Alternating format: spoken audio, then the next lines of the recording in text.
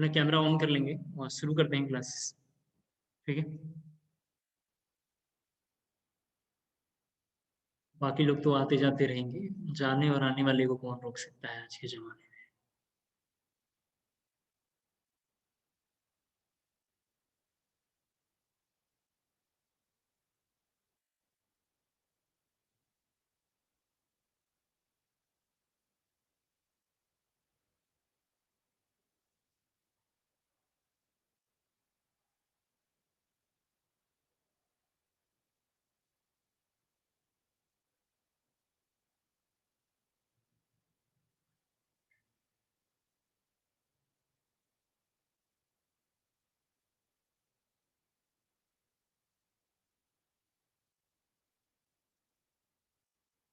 ठीक है, हम लोग मूल कंसेप्ट के सारे टॉपिक को भी क्विकली रिवाइज कर लेंगे। मैं फास्ट रिवाइज कराते हुए सारे टॉपिक पर चलूंगा।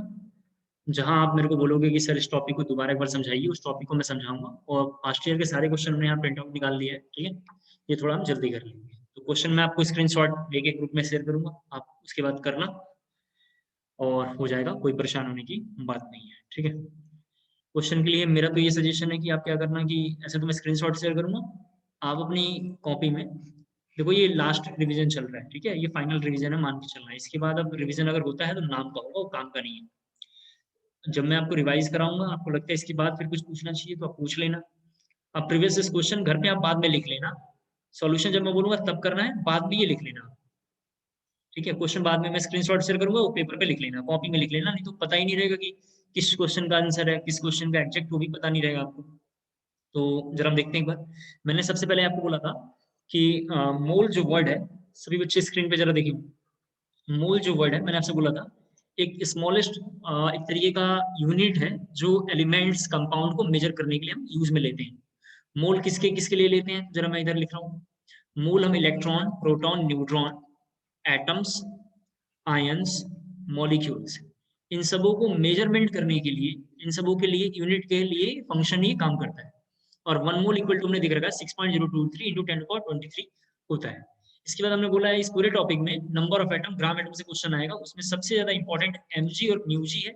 म्यूजी की वैल्यू ये होती है और एमजी की वैल्यू 10⁻³ होता है। ये थोड़ा एक काम का है, बाकी उधर भी कुछ भी काम का नहीं। इसके बाद हमने बोला था, जरा ये दो वर्ड देख लेते हैं एक बार, मॉलिक्युलैरिटी और एटॉमिसिटी, जरा एक बार देख लेते हैं क्या होता है।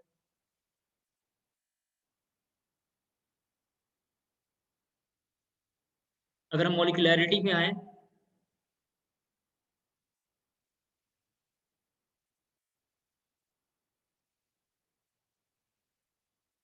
देखो यहाँ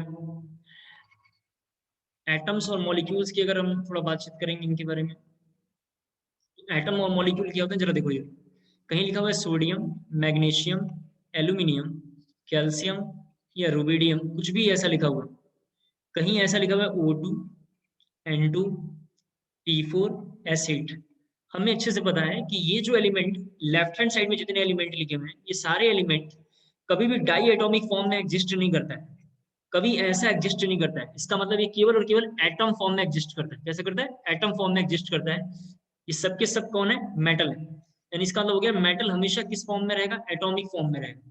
लेकिन जितने भी नॉन मेटल हैं, ये सब के सब नॉन मेटल हैं। नॉन मेटल हमेशा मॉलिक्यूल फॉर्म में रहता है। नॉन मेटल हमेशा मॉलिक्यूल फॉर्म में रहेगा और इनका जो फॉर्मूला बनता है उसी का नाम मॉलिक्यूलर फॉर्मूला है। उसी का क्या नाम है, मॉलिक्यूलर फॉर्मूला है। इसमें अगर कोई एटम दो तरीके मतलब डाइमर फॉर्म में एग्जिस्ट करेगा तो इसको बोलेंगे डाई एटॉमिक। ट्राइमर फॉर्म में एग्जिस्ट करेगा तो ट्राई एटॉमिक बनेंगे हम। इस तरीके से एग्जिस्ट करेगा तो टेट्रा एटॉमिक बोलेंगे। इस तरीके से एग्जिस्ट करेगा तो इसको हम पॉली एटॉमिक बोलेंगे। अलग अलग नाम है, इसलिए इनका ये सब नाम हमने रख लिया है।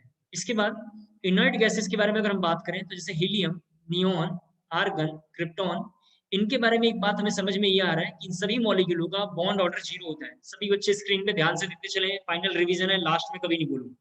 इन सभी मॉलिक्यूलों का बॉन्ड ऑर्डर 0 होता है, इसीलिए कभी आपने हीलियम 2 Ne2 नहीं देखा होगा। और ये हमने केमिकल बॉन्डिंग के नोट्स में कर रखा है। क्लास 11 के एनसीईआरटी के क्वेश्चन है, He2 और Ne2 एग्जिस्ट नहीं करता है, ऐसा क्यों। He2 और Ne2 एग्जिस्ट नहीं करता, ऐसा क्यों। इसका रीजन है कि बॉन्ड ऑर्डर इसका कितना होगा, 0 होगा। सिंस ऑक्सीजन का बॉन्ड ऑर्डर हमें अच्छे से पता है कितना होता है, 2 होता है, इसीलिए इनके बीच में हम देख सकते हैं डबल बॉन्ड है। कैसा बॉन्ड है इसके अंदर, डबल बॉन्ड है। यानी डाइमर फॉर्म में एग्जिस्ट करता ही है, मतलब O2 इस तरीके से डाई एटॉमिक में एग्जिस्ट करेगा। तो ऐसे मॉलिक्यूल एग्जिस्ट करते हैं। अगर किसी बच्चे ने ऐसा लिखा है, जरा यहाँ देख, C6H12O6, इसमें अगर मैं पूछूं नंबर ऑफ कार्बन आइटम कितने हैं, नंबर ऑफ कार्बन आइटम कितने हैं, तो हम बोलेंगे 6 है। इसी तरीके से नंबर ऑफ हाइड्रोजन आइटम कितना है, तो हम बोलेंगे 12 है। नंबर ऑफ ऑक्सीजन आइटम कितना है, तो हम बोलेंगे 6 है। जो कार्बन की एटम से डिफाइन कर रहा है उसी को हम बोलते हैं एटोमिसिटी। तो हम ऐसा बोल सकते थे कि कार्बन की एटोमिसिटी कितनी है, तो हम बोलेंगे 6 है ग्लूकोज में। ग्लूकोज में हाइड्रोजन की एटोमिसिटी 12 है। ग्लूकोज में ऑक्सीजन की एटोमिसिटी 6 है। लेकिन इसकी मॉलिक्यूलैरिटी, मॉलिक्यूलैरिटी का मतलब होता है सभी को सम करना है। मॉलिक्यूलैरिटी मतलब पूरे कंपाउंड में कितने मॉलिक्यूल हैं उनका सम। तो पूरे कंपाउंड की मॉलिक्यूलैरिटी कितनी होगी, 24। एटोमिसिटी इंडिविजुअल किसी एक एटम का जो प्रेजेंस, एटोमिसिटी, और एंटायर मॉलिक्यूल का जो सम होगा उसी को हम बोलेंगे मॉलिक्यूलैरिटी। एटोमिसिटी मॉलिक्यूलैरिटी से हमने क्वेश्चन पिछले क्लासों में देख लिया था, बहुत सारे क्वेश्चन, अब उनके बारे में जरा हम बातचीत नहीं करेंगे। फिर इसके बाद मोल को लेके थोड़ा एक प्रॉब्लम है, जरा इस मोल को लेके देखते हैं एक बार। मोल का सिंबल है एन। मोल का मतलब होता है given mass divided by gram molar mass. इसको लेके कई सारे रूल्स हैं, जैसे सॉलिड, लिक्विड और गैस के लिए अलग फॉर्मूला हम यूज करते हैं। लिक्विड गैस के लिए हम अलग फॉर्मूला यूज करते हैं, और गैस के लिए हम अलग फॉर्मूला यूज करते हैं। जैसे गैस के लिए हम यूज करते हैं 22.4 लीटर, इस तरीके से हम डिवाइड रखते हैं, एक अलग फॉर्मूला यूज करते हैं। सॉलिड लिक्विड गैस के लिए ये फॉर्मूला यूज करते हैं, कौन सा, given mass divided by gram molar mass. इसी तरीके से हम लिक्विड का अलग फॉर्मूला यूज करते हैं, ये हमने पिछले क्लास में देख लिया है। इसके बाद एक फ्लो चार्ट है जो थोड़ा काफी इंपॉर्टेंट है। फ्लो चार्ट जरा नोटबुक में देख लेंगे, फ्लो चार्ट काफी इंपॉर्टेंट है। फ्लो चार्ट अगर आपके नोटबुक में मिल जाए तो फ्लो चार्ट जरा आपको अच्छे से तैयार कर देना। इसके बाद कुछ कंपाउंड के मोलर मास थोड़ा हमें याद रखने हैं। सभी बच्चे जरा देखें किस किस का मोलर मास याद रखना है। जैसे C6H12O6, नाम के साथ इनका मोलर मास याद रखना है। जैसे ग्लूकोज एक नाम है, एक का नाम यूरिया है, इसका 180 होता है, मुझे याद है, आपको भी याद रखना है। यूरिया जिसमें NH3NH2 नाम है, किसी का मैसेज है, ओके, यूरिया लिख लेंगे 60। उसके बाद सल्फ्यूरिक एसिड आप जानते हैं, सल्फ्यूरिक एसिड का होता है 80, जिसका फॉर्मूला है H2SO4, जिसका फॉर्मूला है H2SO4। सल्फ्यूरिक एसिड का हमें मोलर मास याद रखना है। मतलब इनको याद ही रखना। अगर आप सॉल्यूशन में, अगर चैप्टर सॉल्यूशन में आप चाहते हैं बहुत अच्छा स्कोर करना है क्लास 12 में, तो उनको याद रखना है। H2SO4 98। इसके बाद एक मॉलिक्यूल है H3PO4, ऑर्थो फास्फोरिक एसिड इसका नाम है। कैसे नाम पड़ा, ऑर्थो हम जानते हैं, केमिकल बॉन्डिंग की क्लास में हमने देख लिया है। और इसका मोलर मास 98 होता है, इसका 90 होता है। ये मोलर मास कहाँ से अपने सर याद करवाया, कैसे बोला है, पीछे हमने लिख रखा है कि इसका मोलर मास इतना होता है, इसका मोलर मास इतना होता है। तो कम से कम ऐसे कंपाउंड के मोलर मास हमें याद रखना है। जैसे बेंजीन है, बेंजीन का भी हमें मोलर मास याद रखना है। बेंजीन का मोलर मास होता है 78। इन सबों का हमें मोलर मास थोड़ा याद रखना है। बिना मोलर मास इनके याद रहे, सॉल्यूशन नाम के चैप्टर में हम कुछ भी नहीं कर पाएंगे, हम रट्टा मारते मारते थक जाएंगे, हम कुछ नहीं करेंगे। तो इनका मोलर मास हमें हर हाल में याद रखना है, इनके बगैर काम नहीं चलेगा। ठीक है, उम्मीद करता हूँ कर लिया होगा आपने, इनमें से किसी में दिक्कत आपको नहीं आ रही होगी। इनसे क्वेश्चन क्या आएगा, मैं जरा इधर लिखता हूँ। इन सभी टॉपिकों से जो अब तक हमने किया, इनसे क्वेश्चन ये आ सकता है, नंबर ऑफ एटम्स बताओ, ऐसा हो सकता है नंबर ऑफ ग्राम एटम्स बताएं। फिर आ सकता है नंबर ऑफ आयंस बताएं, नंबर ऑफ ग्राम आयंस बताएं, ऐसा क्वेश्चन आ सकता है।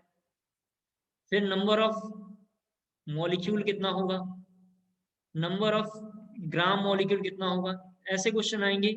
या ऐसा आ सकता है total number of electron, proton और न्यूट्रॉन बताएं कितना होगा। ये सब क्वेश्चन क्वेश्चन आता है। जैसे एक क्वेश्चन मैं आपको शेयर कर रहा हूँ, एक क्वेश्चन हम लोग शेयर करेंगे अभी।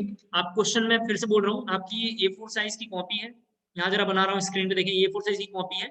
आप क्वेश्चन के लिए स्पेस छोड़ देना, टाइम बहुत कम रहता है तो क्वेश्चन बाद में लिख लेना। यहाँ आप उसका सॉल्यूशन ट्राई करना, मैं लिख के दूंगा सॉल्यूशन, आप देख लेना, जो अच्छा लगे उसमें से करना। एक क्वेश्चन जैसे मैं जरा से यहाँ पे लिख रहा हूँ, मैं आपको पूरा पहले स्क्रीनशॉट शेयर करता हूँ, फिर बोलूंगा कौन सा क्वेश्चन आपको करना है। ठीक है, अभी आपको परेशान होने की कोई जरूरत नहीं है।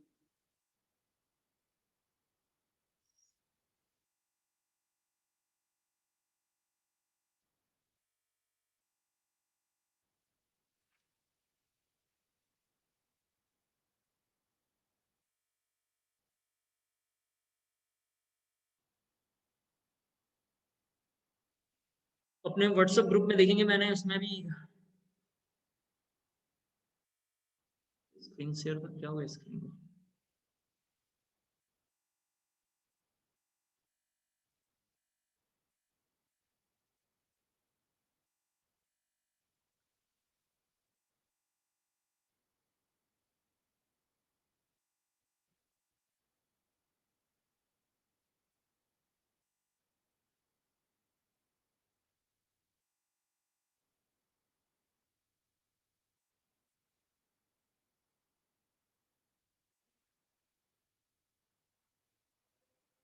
मैंने अभी एक पेजेस आपको शेयर किए हैं, आपको थोड़ी देर में मिल जाएगा, आप देख लेना, कोई दिक्कत नहीं। मैं तब तक आगे के पेजेस आपको शेयर कर रहा हूँ।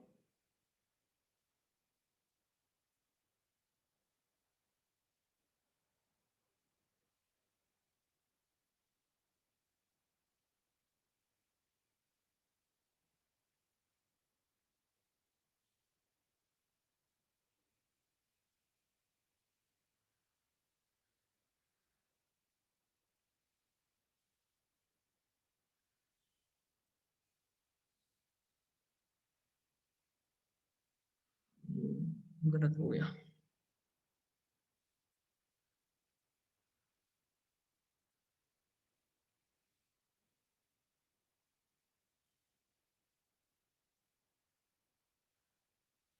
तीन पेजेस मैंने आपको शेयर किया है।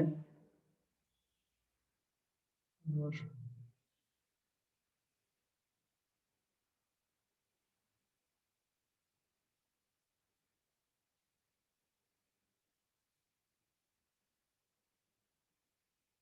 वेट करें, थोड़ा स्क्रीन अभी शेयर हो रहा है।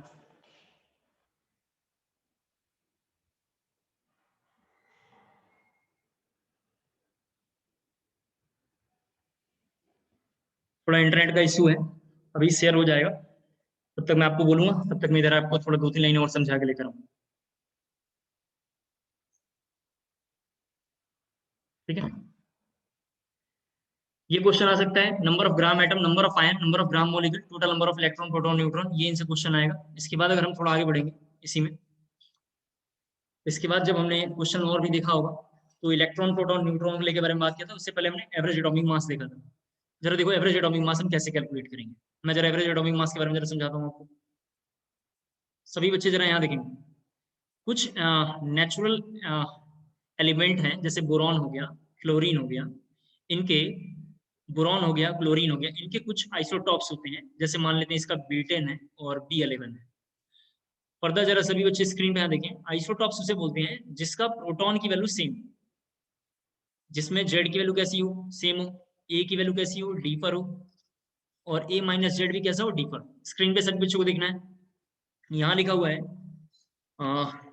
जेड, एक्स और ए का मतलब है मास नंबर, जेड का मतलब है एटॉमिक नंबर, और ई का मतलब है एलिमेंट। इस B6 और B11 को जब हम कंपेयर करेंगे तो दिखाई दे रहा है दोनों का जो जेड है वो सेम है। दोनों का जेड कैसा है, सेम है। और दोनों का जो एलिमेंट है वो भी सेम है, इसमें मास नंबर डिफर है, तो इसको हम बोलेंगे आइसोटॉप्स है। क्या ये आइसोटॉप्स है? तो नेचर में या नेचुरल कुछ एलिमेंट ऐसे हैं जो आइसोटॉपिकल या आइसोटॉप्स नेचर शो करते हैं, और उनका कोई ना कोई एवरेज मास होगा, उसी मास को हम लोग बोलेंगे एवरेज एटॉमिक मास। आपको एवरेज एटॉमिक मास जब भी सॉल्व करना है तो आपके ऑप्शंस में ऐसे 4 ऑप्शन पड़ा हुआ रहेगा। तो एक चॉइस है पूरा एवरेज एटॉमिक मास का फॉर्मूला और खूब पढ़ गया हो और पूरा कैलकुलेट करके करो, फालतू टाइम।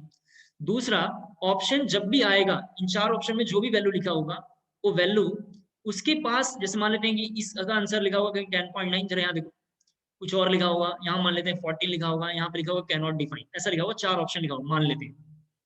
इसका कुछ ना कुछ परसेंटेज गिवन होगा, इसका कुछ ना कुछ परसेंटेज गिवन होगा। जिसका हाईएस्ट परसेंटेज होगा, जैसे इसका हाईएस्ट परसेंटेज इसका है, जिसका हाईएस्ट परसेंटेज होगा, आंसर जो होगा, ये वाला आंसर, जो भी आंसर इनमें से कोई होगा, वो इसी के आसपास होगा, इसके एटॉमिक मास के आसपास होगा। आप फिर से जरा अपने नोटबुक में ध्यान से देखें, एवरेज एटॉमिक मास में जिसका हाईएस्ट परसेंटेज होगा, उसका जो एटॉमिक मास गिवन होगा, ऑप्शन के एटॉमिक मास के उसी के आसपास आ रहा होगा। जैसे बोरॉन का अगर आप देखेंगे तो उसका जो मोलर मास निकल के आया होगा, कैलकुलेट करके जो वैल्यू आ रही होगी, वो हाईएस्ट परसेंटेज के आसपास आ रहा होगा। क्या ऐसा आ रहा है? अगर आ रहा है तो जरा सा ग्रुप में यस मैसेज जरा जल्दी से ड्रॉप करेंगे एक बार। अगर आ रहा है तो जरा ग्रुप में जल्दी से यस मैसेज ड्रॉप करेंगे।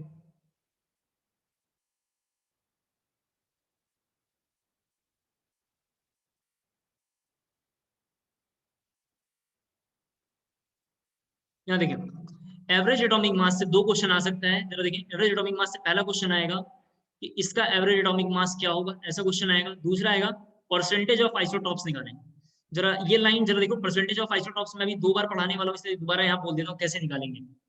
अगर मान लेते हैं, सभी बच्चे स्क्रीन पे देखें, किसी मॉलिक्यूल का एवरेज एटॉमिक मास 490 आ रहा है, जरा प्लीज यहाँ देखना है, और 2 आइसोटॉप्स हैं I1 और I2। I1 I2 जो वेरिएबल, इसका हम नाम नहीं जानते हैं, और इसका मास 470 है और इसका मास जो है 600 AMU है। AMU का मतलब होता है एटॉमिक मास यूनिट। पूछ रहा है कि परसेंटेज निकालना है दोनों मॉलिक्यूल का। तो हम कैसे निकालेंगे? तो हमारे पास ये शॉर्टकट है, परसेंटेज ऑफ आइसोटॉप्स 1। आपको जिसका निकालना है, यहाँ स्क्रीन पे सभी बच्चे देखिए, आप जिसका परसेंटेज निकालना चाहते हैं, उसके लिए कैसे करेंगे? सबसे पहले यहाँ एवरेज एटॉमिक मास लेना है, मॉड में लेना है, ये वैल्यू मॉड में लेना है अपने आप पॉजिटिव करने के लिए, ये वैल्यू हमेशा मॉड में लेना है। ये एवरेज एटॉमिक मास लेना है, जैसे यहाँ पे नीचे थोड़ा कैलकुलेट भी करके दिखा रहा हूँ, कितना लेना है 490 माइनस जिसका निकालना है उसका अपोजिट वाला वैल्यू लेना है। अपोजिट वाला वैल्यू किसका लेंगे? यहाँ पे तो ये लिखा हुआ है, यहाँ जरा देखो अपोजिट वाला वैल्यू के बारे में अगर हम बात करें तो ये लिखा हुआ है आइसोटॉप्स 2 ऑफ AM। ये क्या लिखा हुआ है? Isotopes 2 of atomic mass. ये सॉल्यूशन के टॉपिक को लिंक करने के लिए सारी बातें मैं बोल रहा हूँ, देखते चलो। यहाँ पे लिखा हुआ है आइसोटॉप्स 2 का एटॉमिक मास लेना है, जो हमें 600 यहाँ दिखाई दे रहा है। दोनों का डिफरेंस होगा, काफी चेंजेस होगा, इसलिए हमने मॉड लगा दिया ताकि पॉजिटिव आ जाए। और नीचे में हम क्या करेंगे, जो ये लिखना है उसी को यहाँ पहले कॉपी करना है। तो हमने यहाँ पे ये पूरी लाइन कॉपी किया, एटॉमिक मास माइनस, प्लीज यहाँ देखिए माइनस, फिर लिखेंगे I1 का मास। I1 क्या है सर? आइसोटॉप्स 1। I2 क्या है? आइसोटॉप्स 2। अपनी मर्जी से हमने माना है, तो मैं यहाँ लिखूंगा 600 माइनस 470 में रखेंगे, तो कैलकुलेट होगा हमारा परसेंटेज ऑफ आइसोटॉप्स 1 आ जाएगा। अगर किसी बच्चे ने आइसोटॉप्स 2 यहाँ पे निकाला होता, जरा देख ले यहाँ पे, अगर आप आइसोटॉप्स 2 निकालोगे तो जिसको निकालना है तो पहले तो हम यहाँ पे एवरेज एटॉमिक मास लिखेंगे, माइनस अगर आप यहाँ पे आइसोटॉप्स 2 निकालना चाहते हो तो जिसको निकालना है उसका अपोजिट पार्ट यहाँ लेना है। तो हम यहाँ पे I1 का एटॉमिक मास लिखेंगे। क्या लिखेंगे? I1 का एटॉमिक मास। जिसका निकालना है यहाँ पे उसका अपोजिट वाली वैल्यू लेना है, फिर अपोजिट वाले को कॉपी करना है एज इट इज, तो हमने कॉपी किया।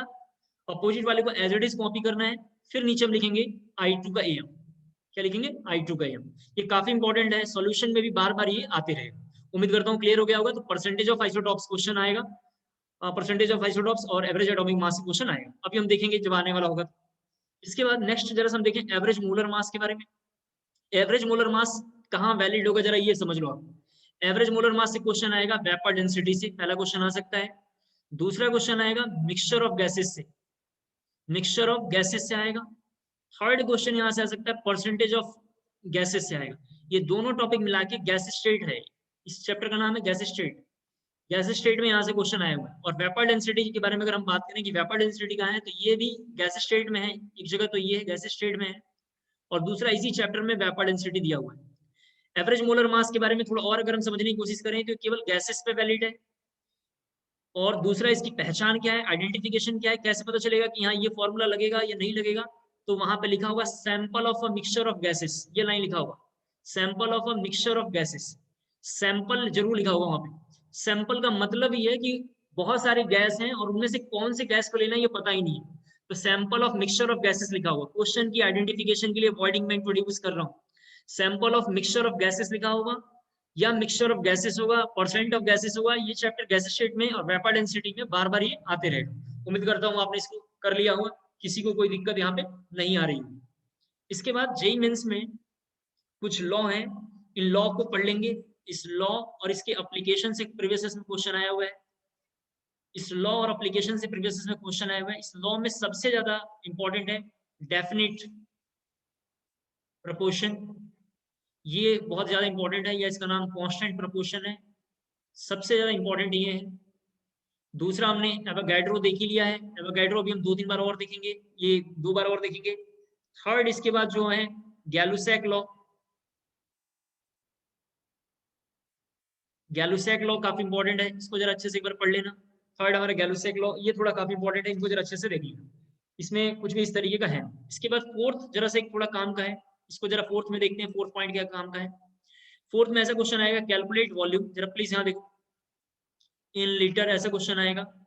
कुछ भी लिखा हुआ हो सकता है क्वेश्चन, जैसे मान लेते हैं क्वेश्चन लिख ले, कोई क्वेश्चन लिख लो, जैसे लिखा 80 gram of O2 at STP, ये क्वेश्चन है।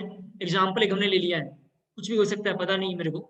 एग्जाम्पल एक मैंने इंट्रोड्यूस किया है 80 gram of O2 at STP के बारे में अगर हम बात करें तो सबसे पहले हम क्या करेंगे, इसका मोल निकालेंगे। और मोल निकालने के लिए हम फॉर्मुला यूज करेंगे, यहाँ पे जरा देखो weight by molecular weight.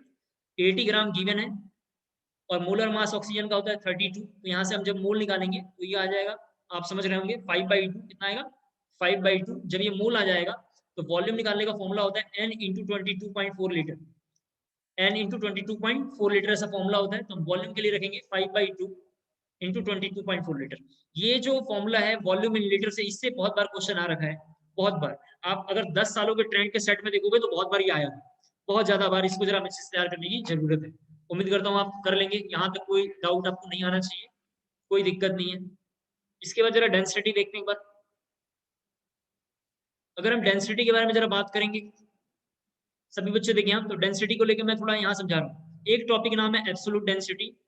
Absolute density में और डेंसिटी का फॉर्मूला बिल्कुल सेम है, जरा इधर लिख रहा हूँ। इसका फॉर्मूला बिल्कुल सेम है, डेंसिटी और एब्सोल्यूट डेंसिटी का फॉर्मूला सेम होता है। और एब्सोल्यूट डेंसिटी सॉलिड पे, लिक्विड पे और गैस पे, तीनों पे वैलिड है, इसलिए काम का नहीं है। सॉलिड, लिक्विड, गैस तीनों पे वैलिड होता है, इसलिए काम का नहीं है, क्योंकि आसान है इसलिए काम का नहीं है। दूसरा एक डेंसिटी जिसका नाम है रिलेटिव डेंसिटी। सभी बच्चे जरा स्क्रीन पे देखें। रिलेटिव डेंसिटी के साथ ये चक्कर है कि ये सॉलिड और लिक्विड दोनों पे वैलिड है और गैस पे भी वैलिड है। जब रिलेटिव डेंसिटी गैस पे वैलिड होगा तो इसका नाम हो जाएगा वेपर डेंसिटी, इसका नाम होगा वेपर डेंसिटी। और ये सॉलिड अगर लिक्विड पे होगा तो इसका नाम होगा रिलेटिव डेंसिटी। यही रिलेटिव डेंसिटी अगर लिक्विड पे वैलिड होगा, लिक्विड का मतलब अगर वाटर पे वैलिड होगा, तो इसका नाम होगा स्पेसिफिक ग्रेविटी। अपने नोट्स में भी देखते रहेंगे, इसका नाम होगा स्पेसिफिक ग्रेविटी। फिर से बार बोल रहा हूँ, रिलेटिव डेंसिटी थोड़ा हमारे काम का है क्योंकि ये थोड़ा काफी डिफिकल्ट है। रिलेटिव डेंसिटी ही सॉलिड, लिक्विड पे भी वैलिड है और गैस पे भी वैलिड है। अगर ये गैस के रिस्पेक्ट में चल रहा होगा तो इसका नाम वेपर डेंसिटी है। In gaseous phase it is called also known as, लिखा होगा वेपर डेंसिटी। और रिलेटिव डेंसिटी ही अगर लिक्विड फेस में है तो इसका नाम होगा स्पेसिफिक ग्रेविटी। लिक्विड का मतलब है वाटर, वाटर के लिए लेंगे तो इसका नाम होगा स्पेसिफिक ग्रेविटी। क्वेश्चन क्या आ सकता है जरा देखो। क्वेश्चन ये है कि अगर क्वेश्चन ऐसा लिखा हुआ, सभी बच्चे स्क्रीन पे देखें, मैं 2-3 क्वेश्चन करके बता रहा हूँ। Calculate VD of SO2 gas. तो इस केस में वेपर डेंसिटी इक्वल टू होता है मोलर मास बाई 2। और इस केस में जब हम देखेंगे तो SO2 का मोलर मास देखेंगे 64/2 लिखेंगे। लेकिन क्वेश्चन सेम लिखा हुआ है और लाइन ये लिखा हुआ है with respect to CH4, with respect to CH4। इसका मतलब इस बार वेपर डेंसिटी ये होगा molar mass divided by molar mass by CH4। Molar mass अभी भी 64 ही है, लेकिन अब CH4 का मोलर मास लेंगे जो 16 है। ये थोड़ा एक इंपॉर्टेंट पॉइंट है, दोबारा एक बार रिपीट कर रहा हूँ। VD ऑफ SO2 गैस अगर मुझे निकालना होता तो VD ऑफ SO2 गैस में बाई 2 डिवाइड करेंगे और विद रिस्पेक्ट टू जिसके बारे में लिखा होगा उसका नीचे मोलर मास में डिवाइड करेंगे। विद रिस्पेक्ट टू जिसका लिखा होगा वो लिखेंगे। इसी क्वेश्चन में एक क्वेश्चन लिखा हुआ है calculate VD of a sample of, ऐसा लिखा हुआ है सैंपल ऑफ, जरा से देखने लिखा हुआ है, क्योंकि वहां पे सैंपल ऑफ लिखा हुआ है। सैंपल का मतलब हमें एवरेज मोलर मास लगेगा, और एवरेज मोलर मास ही क्यों लगा, क्योंकि दोनों वहां पे कैसे हैं, गैसेस हैं। दोनों वहां पे गैसेस हैं 5 moles of O2 and 5 moles of N2 लिखा हुआ है, तो आपने कर लिया होगा। नेक्स्ट इसके बाद थोड़ा अगर हम आगे बढ़े, सभी बच्चे देखें, परसेंटेज कॉम्पोजिशन थोड़ा अगेन बहुत इंपॉर्टेंट है। परसेंटेज कॉम्पोजिशन में हमें क्या करना है कि सबसे पहले क्वेश्चन में जैसे CaCO3 है तो इसका हम पहले क्या करेंगे, मोलर मास ऐसे निकालेंगे जैसे 40/1, पूरा ऐसे लिखना है, हमें लिखना चाहिए ऐसे 40/1, उसके बाद 12/1 प्लस 16/3, इस तरीके से 100 लिखेंगे। अगर आपसे कोई पूछता है कि परसेंटेज ऑफ Ca बताओ, स्क्रीन पे सभी बच्चे देखें, तो यहाँ 100 तो जरूर लिखेंगे। नीचे यहाँ पे क्या करना है, यहाँ जरा लिख रहा हूँ, नीचे क्या करना है, वेट ऑफ कंपाउंड, या लिखना है मोलर मास ऑफ कंपाउंड, और इंटू 100 यहाँ लिखना है। तो मोलर मास सभी ने निकाला, कितना आया 100। ऊपर में जिसका परसेंटेज निकालना है, जिसका परसेंटेज निकालना है, तो चूंकि कैल्शियम का निकालना है तो कैल्शियम की इतनी वैल्यू लेनी है। सभी बच्चे स्क्रीन में देखें, इतनी वैल्यू का मतलब 40।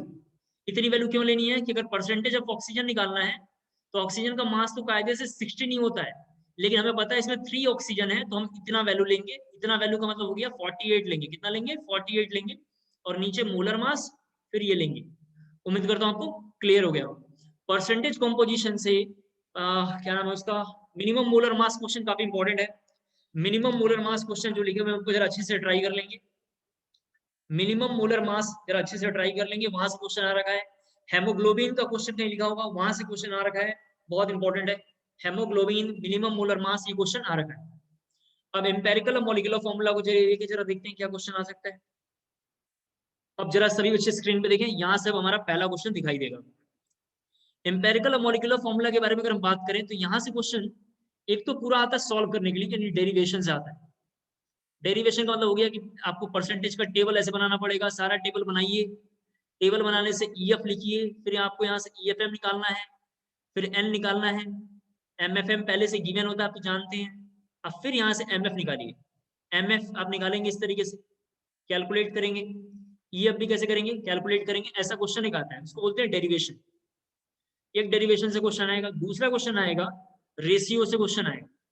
दूसरा कैसा क्वेश्चन आएगा, रेशियो से। एक क्वेश्चन देखो जरा अपने नोट्स में, क्लास नोट्स में सभी बच्चे कहीं देखें, एक क्वेश्चन हमने करवाया होगा, मैं बोलता हूँ जरा सा। Two oxide of a metal contain 50% and 40%, ऐसे करके मैंने क्वेश्चन किया होगा। Two oxide of a metal देख रहे हैं आप, तो ये रेशियो वाला क्वेश्चन है। वहां पे रेशियो मतलब 2:3, जैसे M2O3 आया हुआ है, देख सकते हैं आप 2:3, इस तरीके का है रेशियो वाला क्वेश्चन। डेरिवेशन वाला क्वेश्चन अगर आप देखना चाहते हैं तो एक क्वेश्चन कहीं अपने क्लास नोट्स में देखेंगे, लिखा होगा कंपाउंड, ऐसा मैंने कहीं लिखवाया होगा, कंपाउंड कार्बन हाइड्रोजन नाइट्रोजन, और इसका रेशियो लिखा होगा 9:1:3.5। अगर ये सबको मिल गया हो तो जरा अच्छे से पहले देख लो, ये जरा मिल गया हो तो सभी बच्चे जरा अच्छे से देख लें। और एक बार मैं प्रीवियस क्वेश्चन में बोल रहा हूँ, जो आपको व्हाट्सएप मैंने किया है, व्हाट्सएप पे जरा चलेंगे। व्हाट्सएप पे यहाँ लिख रहा हूँ पार्ट 2 लिखा होगा, पार्ट 2 जेई मेंस, सभी बच्चे स्क्रीन पे देखेंगे पार्ट 2 जेई मेंस या AIEEE प्रॉब्लम। क्वेश्चन नंबर 1 देखें, बिल्कुल सेम है। क्वेश्चन नंबर 1 देख लें, बिल्कुल सेम लिखा हुआ है। क्वेश्चन नंबर 1 देख लें, बिल्कुल सेम लिखा हुआ है। उम्मीद करता हूं आपको समझ में आ गया होगा। क्वेश्चन नंबर 1 आपने देख लिया होगा, सब कुछ सेम लिखा हुआ होगा। और मैं ये कहना चाह रहा हूँ, जो क्वेश्चन नंबर 1 वहां पे लिखा हुआ है, ये सेम डाटा सेम कंटेंट के साथ, ये वही क्वेश्चन है जो डेरिवेशन वाला है। कैसा, ये डेरिवेशन वाला है। कर लेंगे शायद हमारे हिसाब से, कोई दिक्कत नहीं आना चाहिए। नेक्स्ट जरा आगे बढ़ते हैं, हो जाएगा, कोई दिक्कत है नहीं। क्वेश्चन नंबर 12 जरा देखेंगे सब बच्चे, पार्ट 2 में ही जरा देखना है। क्वेश्चन नंबर 1 मैंने सॉल्व कर दिया, क्वेश्चन नंबर 12, क्वेश्चन नंबर 12 आपको देखना है सभी बच्चों को। क्वेश्चन नंबर 12, क्वेश्चन नंबर 12 आपने देखा। क्वेश्चन नंबर 10 देखेंगे, question number 10, question number 12, 2 minute time है, आप टाइम लेके जल्दी से सॉल्व कर लीजिए, फिर मेरे से क्वेश्चन नंबर 1, 10 और 12 में जो बताओगे मैं सॉल्व करूंगा। 2 मिनट टाइम आप ले लीजिए। यहाँ लिख देता हूँ जरा सा, पहले जेई मेंस का हम क्वेश्चन कर रहे हैं, फिर हम एडवांस के क्वेश्चन की ओर आएंगे, अब चिंता ना करें। जेई मेंस में क्वेश्चन नंबर 1, 10 और 12,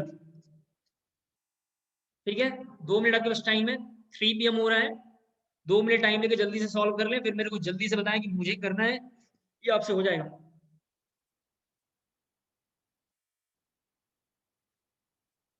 मैं आंसर भी बोल देता हूँ, पहले तो क्वेश्चन नंबर 1 का बोल देता हूँ। क्वेश्चन नंबर 1 का आंसर है C6 होगा, हाँ C6H8N2। क्वेश्चन नंबर 10 का आंसर भी मेरे को पता नहीं, मैं लिख दे रहा हूँ, डायरेक्ट आप लिख लेना। क्वेश्चन नंबर 10 में लिखा how many moles of magnesium phosphate will contain, यानी क्वेश्चन नंबर 10 का जो आंसर होगा यहाँ पे लिख देना आप लोग। कंटेन का मतलब ये हो गया 2.5, का मतलब हो गया 3.125, कैसे होना चाहिए 3.125 इंटू, सॉल्व करेंगे 10⁻²। ये क्वेश्चन नंबर 10 का आंसर आना चाहिए। और क्वेश्चन नंबर 12 नंबर क्वेश्चन का आंसर आना चाहिए,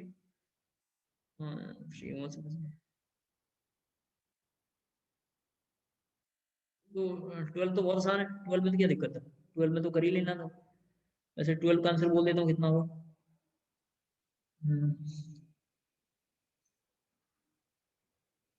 PL प्लस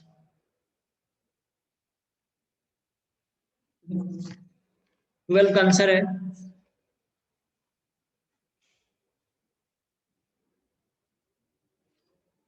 12 का आंसर है 4, मतलब फोर्थ ऑप्शन 11.2 वाला।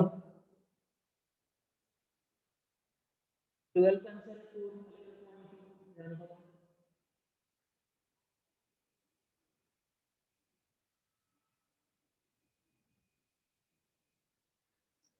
मुझे जरा बताएंगे जिससे नहीं हो रहा है।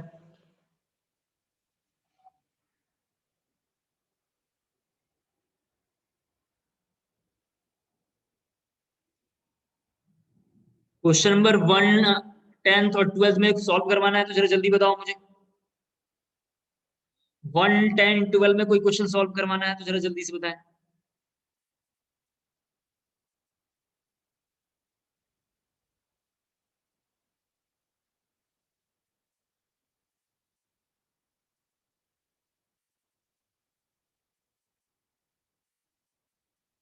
1, 10, 12, 2 2 मिनट आप टाइम देके देख लो अच्छे से, फिर हम थोड़ा आगे बढ़ते हैं।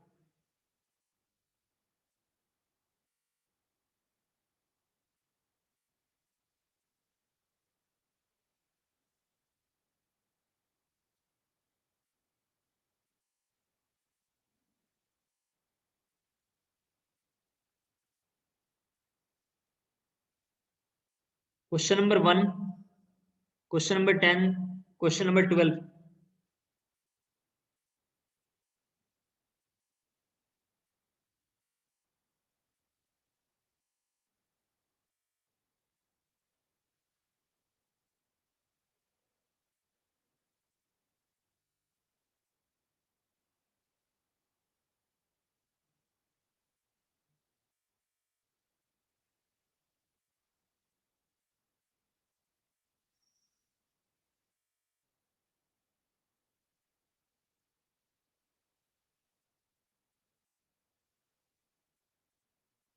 कोई बात नहीं, सभी बच्चे स्क्रीन पे आ जाए,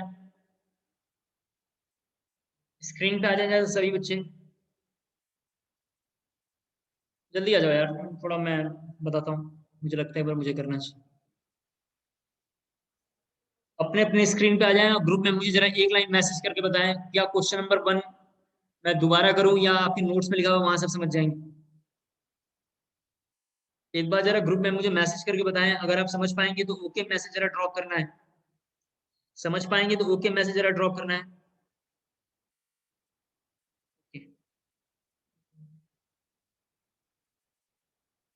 समझ जाएंगे तो ओके मैसेज जरा ड्रॉप करेंगे, अदरवाइज आप मुझे जरा से बताना कि मुझे करना है तो।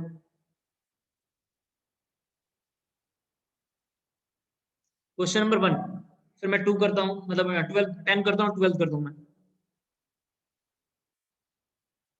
क्वेश्चन नंबर 10 और 12 मैं कर रहा हूँ, देखिए आप। क्वेश्चन नंबर 10, सभी बच्चे स्क्रीन पे देखें, मुझे लगता है ये करना चाहिए, कोई बात नहीं, यहाँ आ जाओ। सर आप सीक्वेंस में क्यों नहीं कर रहे हैं, क्योंकि सीक्वेंस में ऑर्डर अभी आपका वैसे चल नहीं रहा है, हम देखते हैं इधर। क्वेश्चन नंबर 10 देखो सभी बच्चे। क्वेश्चन नंबर 10 में एक लाइन पढ़ के लिखा हुआ है, मैं पूरा लाइन पर जरा दोबारा लिख रहा हूँ। How many moles of magnesium phosphate, तो मैं डायरेक्ट ऐसे लिख लेता हूँ, समझ जाओगे आप। Will contain, will contain 0.25 moles of oxygen atom. Question कैसे होगा, सभी बच्चे स्क्रीन पे देखें। वैसे तो आंसर मैंने बताई दिया डायरेक्ट, लेकिन आप मेरे से जानना चाहते हो कैसे होगा। एक क्वेश्चन सभी बच्चे क्लास नोट्स में फ्लो चार्ट, फ्लो चार्ट के पास एक क्वेश्चन बोल रहा हूँ, जरा सभी बच्चे वहां देखें। क्लास नोट्स में सभी बच्चे फ्लो चार्ट के पास एक क्वेश्चन बोलूंगा, बिल्कुल सेम वही क्वेश्चन है, बस लैंग्वेज का फर्क है। बिल्कुल सेम वही क्वेश्चन है, फ्लो चार्ट क्लास नोट्स में जरा सभी बच्चे चलो। फ्लो चार्ट में क्वेश्चन में लिखा होगा कहीं, फ्लो चार्ट में आ गए सब लोग। फ्लो चार्ट में क्वेश्चन लिखा होगा, ग्लूकोज का एक लास्ट क्वेश्चन लिखा होगा कहीं, ग्लूकोज का एक लास्ट क्वेश्चन लिखा होगा और उसमें लिखा होगा एटम्स ऑफ ऑक्सीजन। एक क्वेश्चन में लिखा होगा कहीं, पूरा क्वेश्चन एक बार बोल दे रहा हूं अगर आप लैंग्वेज के साथ हैं तो। क्वेश्चन होगा calculate mass of glucose required to contain 7.2 into 10 power 26 atoms of oxygen. Flow chart के पास एक क्वेश्चन लिखा होगा कैलकुलेट मास ऑफ ग्लूकोज, ध्यान से सुनना आप, required to contain 7.2 into 10 power, ठीक है, 26 एटम्स ऑफ ऑक्सीजन। सभी बच्चे स्क्रीन पे देखो, यही क्वेश्चन है बस, बस यहाँ मोल्स था और यहाँ मास पूछा हुआ है, बाकी सब कुछ सेम कंटेंट है। वैल्यू तो छोड़ दो, न्यूमेरिकल वैल्यू भूल जाओ, बाकी सारी लाइनें सेम लिखी हुई हैं। आपको तो पता है कि मास निकालने के लिए एक ही फॉर्मूला है, मोल निकालो इनटू मोलर मास करो, तो ये क्वेश्चन में भी सीधा मोल ही पूछ रहा है, सेम क्वेश्चन है दोनों। दोनों क्वेश्चन का वर्डिंग सेम लिखा हुआ है, इसमें लिखा हुआ है कैलकुलेट मास विल कंटेन, बाकी लिखा हुआ है इतना 7.2 into 10 power 26 ऑक्सीजन, इस तरह लिखा हुआ है एटम्स ऑफ ऑक्सीजन, और यहाँ पे लिखा हुआ है 0.25 मोल्स ऑफ ऑक्सीजन एटम। तो इसका मतलब आप समझ पा रहे होंगे हमें क्या करना पड़ेगा। इसके बाद आप पूरी बात आप समझ गए तो थोड़ा मैं इधर जरा इस क्वेश्चन को पूरा सॉल्व करता हूँ, अब देखते चलो कैसे करेंगे। देखिए, अगर मुझे इसको सॉल्व करना होगा तो मैं यहाँ पे लिखूंगा 1 मोल ऑफ मैग्नीशियम फॉस्फेट, ये लिखूंगा 1 मोल ऑफ मैग्नीशियम फॉस्फेट। इसके बारे में इस तरीके से लिख सकते हैं 0.25 moles of oxygen, 0.25 moles of oxygen atoms are present, इस तरीके से हम लिख सकते हैं प्रेजेंट। ठीक है, क्या करेंगे 1 इंटू 0.25 1 इंटू 0.25 डिवाइडेड बाई 8। ये 8 आपने कहां से लिखा सर? ये 8 आपने कहां से लिखा है? तो ये 8 ऑक्सीजन की एटॉमिसिटी है। मैंने आज आपको आती है एटॉमिसिटी पहले पढ़ाया था। एटॉमिसिटी के बारे में हमने आपसे बोला था कि ग्लूकोज में ऑक्सीजन की एटॉमिसिटी 6 है, लेकिन इस कंपाउंड की मॉलिक्यूलरिटी कितनी है? 24 है। सर आपने एटॉमिसिटी क्यों निकाला?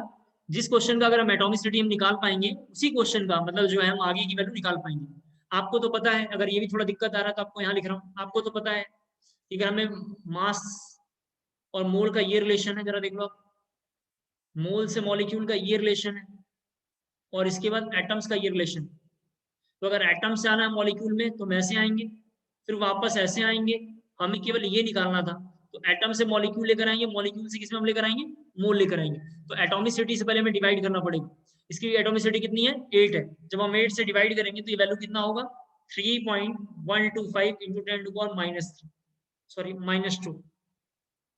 कितना होगा ये? -2। उम्मीद करता हूँ समझ में आया होगा। अगर ये समझ में आया हो तो जरा ओके मैसेज ड्रॉप करेंगे, और जिनका स्क्रीन ऑन नहीं है वो स्क्रीन ऑन कर ले इज्जत के साथ।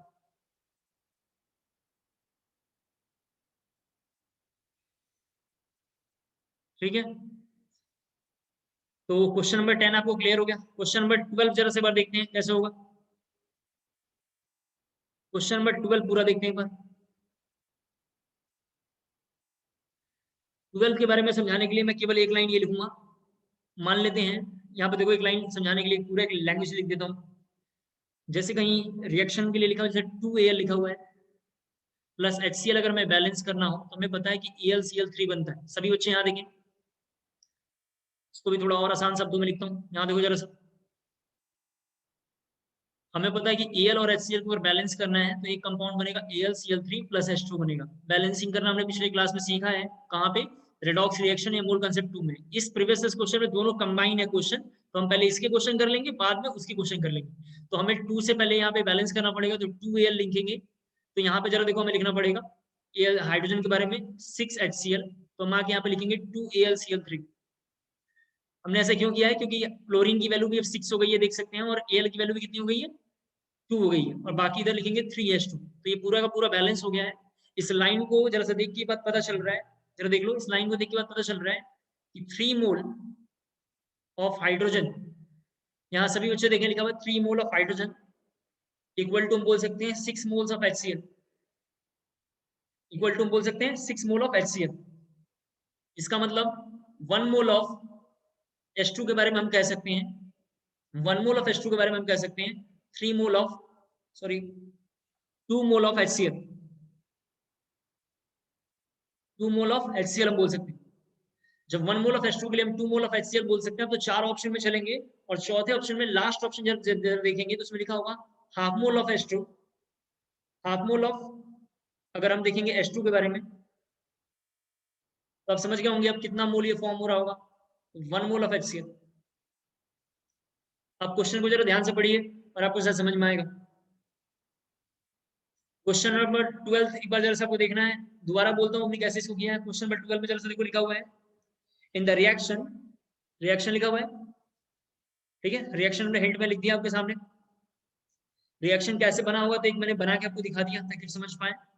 पूछ रहा है इनमें से कौन सा ऑप्शन ट्रू है, तो बैलेंस करेंगे। बैलेंस करने के बाद मुझे पूरा कंज्यूम ये दिखाई दे रहा है कि राइट हैंड साइड में और लेफ्ट हैंड साइड में रिलेशन ये दिखाई दे रहा है कि 3 मोल ऑफ हाइड्रोजन जो होगा 6 मोल ऑफ HCl के लिए रिस्पॉन्सिबल है, तो 1 मोल के लिए 2 मोल ऑफ HCl, और हाफ मोल के लिए कितना होगा? 1 मोल ऑफ HCl। तो करेक्ट इसका आंसर होगा फोर्थ। क्या इसका आंसर होगा? फोर्थ। उम्मीद करता हूं आपको क्लियर हो गया होगा। सर आपने यहाँ मोल में लिखा है, वहां पे लीटर में लिखा हुआ है, तो आप जानते हैं कि वॉल्यूम इक्वल टू होता है मोल इंटू 22.4 लीटर। तो मोल आ गया हाफ, और इंटू 22.4 लीटर करेंगे तो ये 11.2 होगा। कितना होगा? 11.2 होगा। अगर ये समझ में आया हो तो जरा यस मैसेज ड्रॉप करना है, और नहीं आया तो एक बार दोबारा बोलता हूँ। अगर ये समझ में आया हो तो जरा यस मैसेज ड्रॉप करेंगे, नहीं आया हो तो दोबारा बोलूंगा मैं।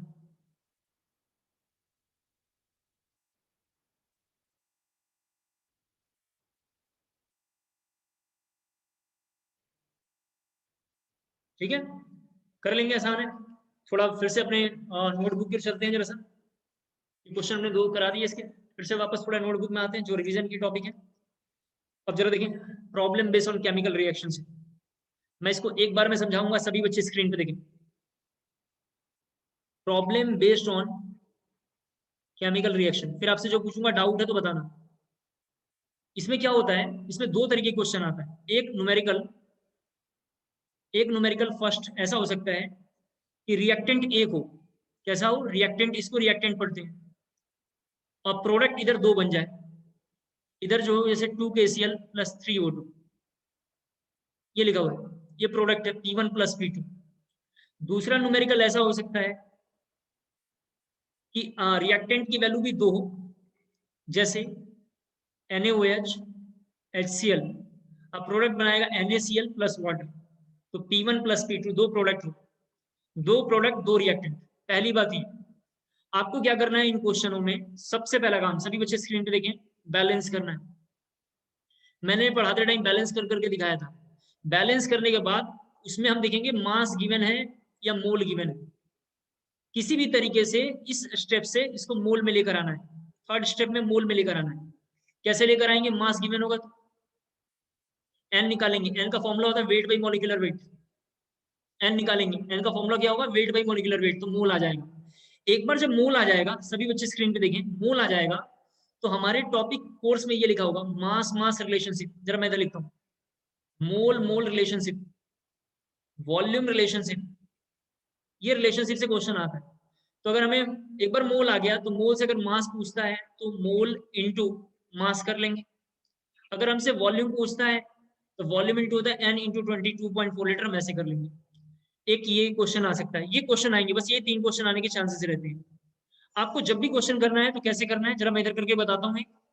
यहाँ देखें, आपको जब भी क्वेश्चन करना है तो ये इस तरीके से लिखा हुआ है +3O2, किसी एक का गिवन होगा, रिएक्टेंट में या प्रोडक्ट में इनका मास या इनका मोल गिवन होगा। बिना गिवन तो न्यूमेरिकल स्टार्ट ही नहीं हो सकता, तो इनका कोई ना कोई डाटा गिवन होगा। इस डाटा के हेल्प से हम किसी का मोल निकाल लेंगे, जिसका होगा उसी का मोल निकाल लेंगे। मोल निकालने के बाद जिसकी वैल्यू पूछ रहा होगा, जैसे इसका हमने मोल निकाला और इसका मोल मान लेते हैं 1/5 आ गया, मान लिया हमने अपनी मर्जी से, इसका मोल 1/5 आ गया। और ऑक्सीजन का वॉल्यूम पूछ रहा है, वॉल्यूम ऑफ O2 पूछ रहा है, तो वॉल्यूम निकालने का फॉर्मूला होता है N इंटू 22.4 लीटर। तो मैं यहाँ पे NO2 निकालूंगा। NO2 जरा देखो कैसे निकालेंगे, जिसका निकालना है उसका कोएफिशिएंट ऊपर लेना है। किसका निकालना है, ऑक्सीजन का, तो कोएफिशिएंट ऊपर लेंगे। जिसके हेल्प से निकालना है, किसके हेल्प से निकालेंगे, जिसका डाटा गिवन हो। डाटा गिवन 1/5 है तो इसका हेल्प लेंगे, तो ये वाला लिखेंगे नीचे 2 इंटू मोल, मोल कितना होगा 1/5, तो हम ऐसे करके निकालेंगे। पहली बात। दूसरी इंपॉर्टेंट बात यहाँ पे ये है कि बिना बैलेंस किए अगर हम आंसर निकालेंगे तो गलत हो जाएगा, बैलेंस करना बहुत जरूरी है। Problem based on chemical reaction से 5-6 क्वेश्चन आए हुए हैं, जो उसका भी स्क्रीनशॉट मैं कमिंग क्लास में आपको शेयर करूंगा, इसमें शायद नहीं है। इंटीजर में लगातार 3 क्वेश्चन आए हुए, मैं आपको शेयर करूंगा, आप देखोगे तो उसमें यही सब क्वेश्चन पूछा हुआ है। तो मैं फिर से एक बार कह रहा हूँ, मोल का जो है किसी का निकाल लेंगे, मास जिसका गिवन होगा उसका मोल निकालेंगे। अब बैलेंस कर लेंगे, बैलेंस हिट एंड ट्रायल से ही होगा, क्योंकि सबके सब सॉल्ट बना रहे हैं। हिट एंड ट्रायल से बैलेंस करने के बाद जिसका मोल आ जाएगा, राइट हैंड साइड में यानी प्रोडक्ट में, या लेफ्ट हैंड साइड में रिएक्टेंट में जाके जिसका निकालना उसका मोल ऊपर या कोएफिशिएंट पहले ऊपर लेंगे, फिर जिसके हेल्प से निकालना कोएफिशिएंट नीचे इंटू टोटल मोल रखेंगे, तो यहाँ से मोल आ जाएगा। एक बार जब NO2 आ जाएगा, उसी NO2 को यहाँ रख देंगे, फिर वॉल्यूम आ जाएगा। उम्मीद करता हूँ समझ गए होंगे आप। तो आज के लिए इतना बहुत है। कमिंग क्लास में इसी टॉपिक के हम लोग आगे, इसी टॉपिक के आगे हम लोग करेंगे, ठीक है, इसी टॉपिक के आगे हम लोग करेंगे, ठीक है। Thank you so much.